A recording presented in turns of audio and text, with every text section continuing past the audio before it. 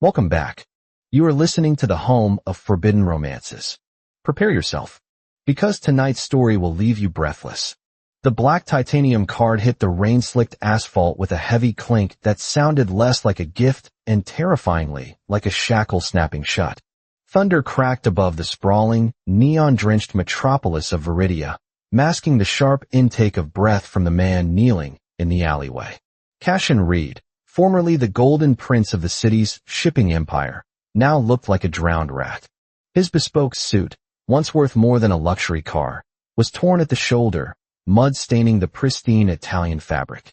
He stared at the card lying in the filth, the limitless Amex of Julian Vane, the man who had spent the last decade systematically dismantling Cashin's life, piece by piece, until nothing remained but the debt collectors circling like sharks. "Pick it up," a voice commanded from above. It was smooth, baritone, and laced with the chilling indifference of a god bored with his creations. Cashin looked up, rain plastering his silver-blonde hair against his forehead. Julian Vane stood under the shelter of a black umbrella held by a silent bodyguard. Julian was immaculate. His charcoal three-piece suit was dry, his posture rigid, and his dark eyes gleamed with a predatory satisfaction that made Cashin's stomach turn. "Go to hell, Vane."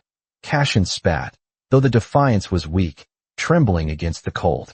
Julian stepped forward, the polished toe of his Oxford shoe nudging the black card closer to Cashin's mud-stained knee. "Hell is where you are right now, Cashin. Your assets are frozen. Your family estate is seized. The Triad wants your fingers for your father's gambling debts. I am offering you the only lifeline you have left." Julian crouched down, ignoring the spray of dirty water on his expensive trousers. He gripped Cashin's chin, forcing him to look into eyes that were abyssal and devoid of mercy. "I'm buying you, Cashin. Your debt, your life, your loyalty. Pick up the card. Be my pet, and the wolves stop hunting you. Refuse, and I leave you to them." Cashin's hand shook as he reached out.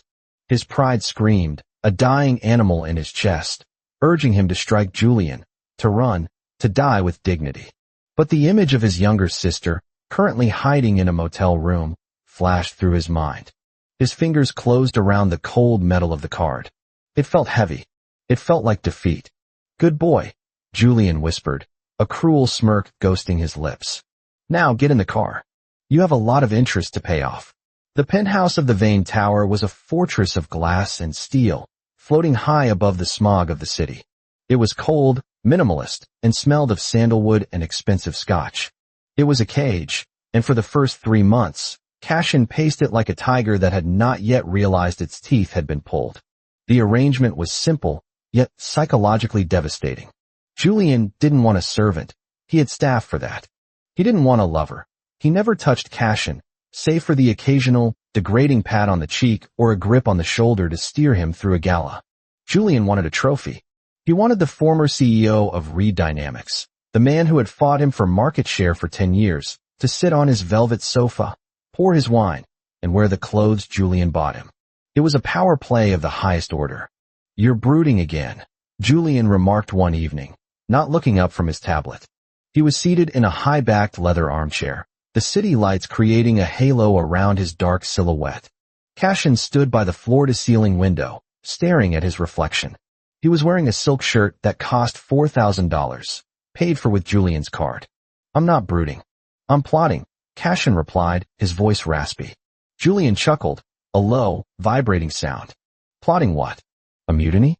You have no allies, Cashin. No capital. You exist because I allow it." "Why?" Cashin turned, his blue eyes blazing with a fire that had been dormant for weeks. "Why keep me? You won. You destroyed my company. Why bring me here just to watch me exist?" Julian finally looked up. He set the tablet down and removed his glasses, rubbing the bridge of his nose. He looked tired, a crack in the armor of the invincible CEO. "Because winning wasn't as satisfying as I thought it would be," Julian admitted, his voice surprisingly soft. "Without you trying to tear my throat out in the boardroom, the game is boring. I kept you because I wanted to preserve the only thing in this city that was ever real to me." "Real?" Cashin scoffed, stepping closer. "Our hatred. Our rivalry," Julian corrected. He stood up, closing the distance between them. The air in the room grew thick, charged with the static electricity of 10 years of obsession. You were the only one who made me work for it, Cashin. Seeing you broken. It's distasteful. I prefer you sharp. Then let me go, Cashin challenged, tilting his head back to meet Julian's gaze. Julian's hand rose, his thumb brushing Cashin's lower lip. The touch was electric, confusing. It wasn't the touch of a master to a slave, but something far more dangerous. I can't do that. You're mine now. But, Julian paused, his eyes darkening. You have the card. The black card. It has no limit, Cashin. Did you never wonder why I gave you unrestricted access? Cashin frowned. To mock me. To make me dependent on your charity. You really are an idiot when you're emotional, Julian murmured, leaning in until their breaths mingled.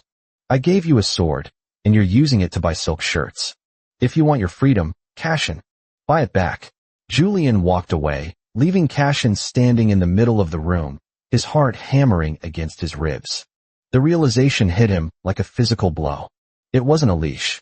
It was a test. The transformation began slowly. Cashin stopped moping. He stopped drinking the expensive wine to numb the shame. He started waking up at 4 a.m., hours before Julian. He utilized the black card. But not for clothes, and not for jewelry. Cashin set up a shell company in the Cayman Islands. He used Julian's credit to front the initial capital for high-risk, high-reward day trading. He knew the markets. He had been a prodigy before his fall.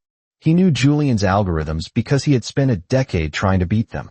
He worked from the guest suite, surrounded by monitors he purchased on Amazon, fueled by espresso and spite. Julian watched him. He saw the notifications on his phone, charges for server space, data analytics subscriptions, and massive transfers to brokerage accounts. A lesser man would have blocked the card. A fearful man would have thrown Cashin out. Julian Vane just smiled. One rainy Tuesday, 6 months into the arrangement, Cashin walked into the dining room. He looked different. The hollows in his cheeks had filled out.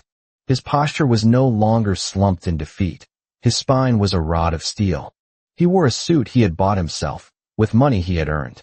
Julian was eating breakfast, reading the Financial Times. You're up early, Julian noted, not lowering the paper. I have a meeting, Cashin said, pouring himself a coffee. Julian lowered the paper. A meeting? You're unemployed, Cashin.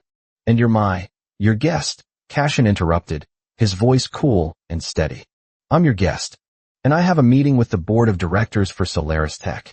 Julian's eyes narrowed. Solaris is a failing startup. They're due for bankruptcy by Friday. Not anymore.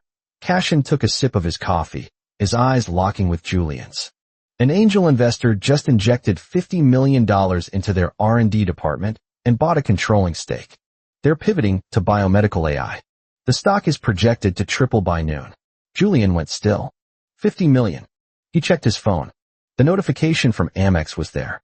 Asterisk transaction approved. $50 million. 00. Asterisk. You used my money to buy a company, Julian said slowly, his voice dangerously low. I used the resources provided to me. Cashin corrected. It's a loan, Julian. I've already structured the repayment plan with a 15% interest rate. You'll make $7 million in profit simply for letting me use the plastic in your wallet. It's a better return than your bond portfolio. For a long, terrifying moment, silence stretched between them. The power dynamic, which had been a heavy blanket over the penthouse for half a year, suddenly shifted. It tilted, groaned, and snapped. Julian stood up. He walked around the table, stalking toward Cashin. Cashin didn't flinch. He set his coffee cup down and turned to face the man who owned him. Julian stopped inches from him. He reached out, his hand wrapping around Cashin's throat. It wasn't to choke, but to hold. To feel the pulse. You arrogant brat, Julian whispered, but there was no anger in his tone. There was heat.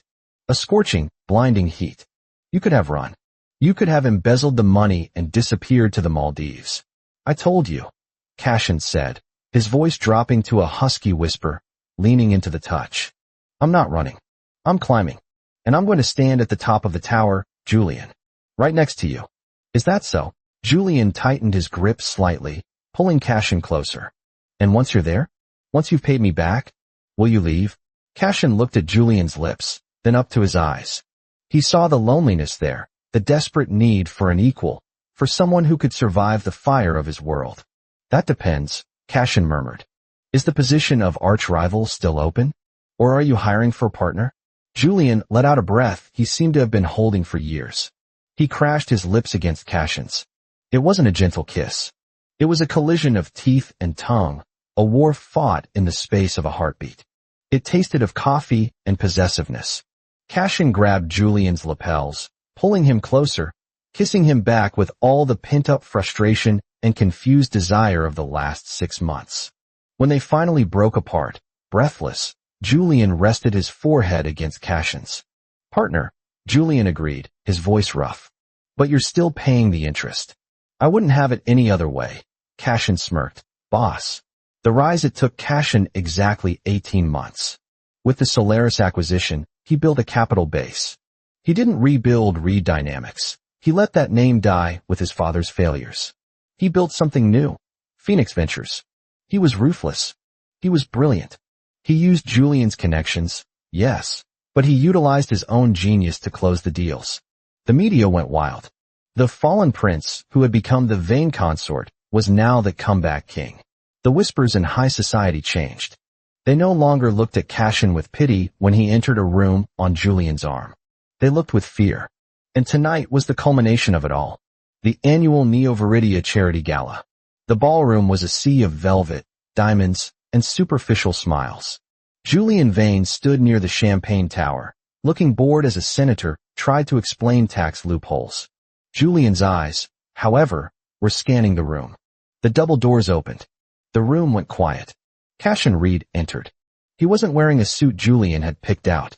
He was wearing a custom-tailored tuxedo in midnight blue velvet, the lapels dusted with crushed sapphire dust. He looked regal. He looked dangerous. He walked through the crowd, which parted like the Red Sea. He didn't stop until he reached Julian. The senator awkwardly excused himself, sensing the air pressure drop.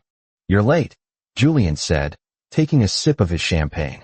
He looked Cashin up and down, his eyes darkening with blatant lust. I had to make a stop, Cashin said. He reached into his jacket pocket. He pulled out the black titanium card. It was scratched now, worn at the edges from use. It had bought companies, sold stocks, and rebuilt a legacy. Cashin held it up between two fingers. The balance is cleared, Cashin announced, loud enough for the nearby vultures to hear. Principal plus interest. As of 5 p.m. today, the wire transfer hit your personal account. He slipped the card into the breast pocket of Julian's jacket, patting it gently. I don't belong to you anymore, Julian. The silence in the immediate vicinity was deafening. The crowd waited for the explosion. They waited for Julian Vane to destroy the man who dared to humiliate him. Instead, Julian laughed. It was a genuine, delighted sound. He caught Cashin's hand, interlacing their fingers, displaying the matching platinum bands that neither of them had bothered to explain to the press yet.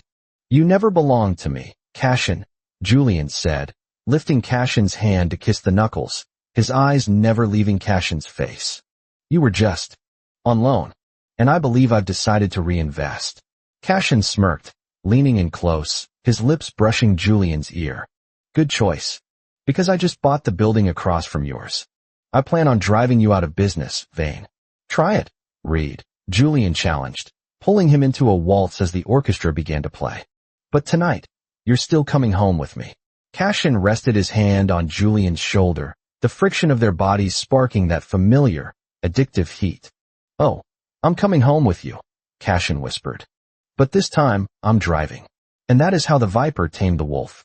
If you enjoyed seeing Cashin flip the script and dominate the game, destroy that like button. And tell me in the comments, would you forgive a man who bought you to save you? Or would you take the money and run? I'll be reading your answers. Subscribe for the next chapter. Until then.